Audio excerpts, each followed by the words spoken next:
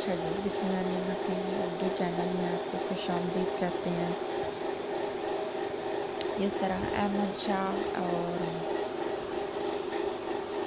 شاہ ابدالی نے دلی پر حملے کیے اور پھر ان کے ساتھ مرہٹ بھی تھے۔ مرہٹوں نے ایسا ادھم مچایا کہ دلی بالکل ویران ہو کے رہ گئی۔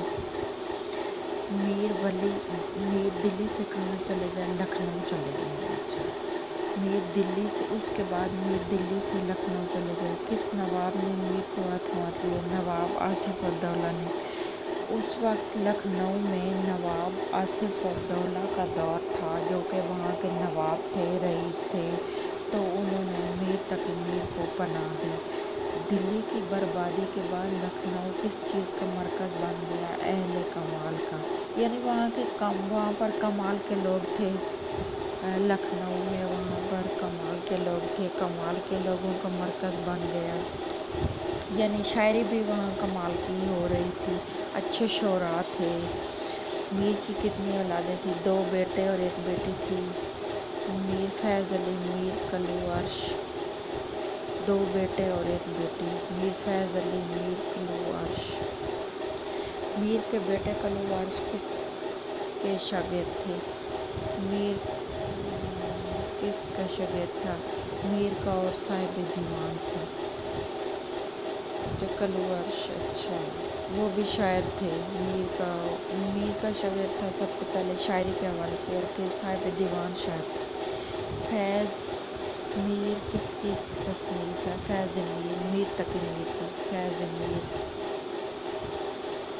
میر نے آپ بیتی کس نام سے لکھی؟ ذکر میر سے۔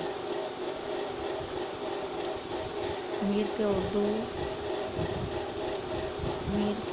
کے کتنے دیوان ہیں؟ 6 دیوان ہیں میر کے۔ میر کا ایک فارسی دیوان بھی ہے۔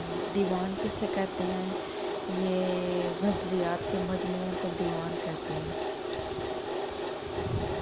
جس طرح میر کے 3 بچے تھے، 2 بیٹے اور 1 بیٹی۔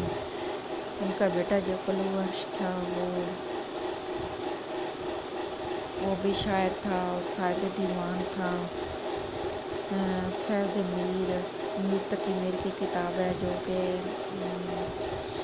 میر نے اپنے بیٹے کے نام پہ لکھی تھی۔ میر کے 6 دیوان ہیں اور جو 7واں دیوان ہے وہ فارسی کا ہے اور یہ سب کچھ لکھا انہوں نے لکھنؤ میں آ کر۔ دلی سے آگے وہ لکھنؤ چلے گئے تھے دلی چھوڑنے کے بعد۔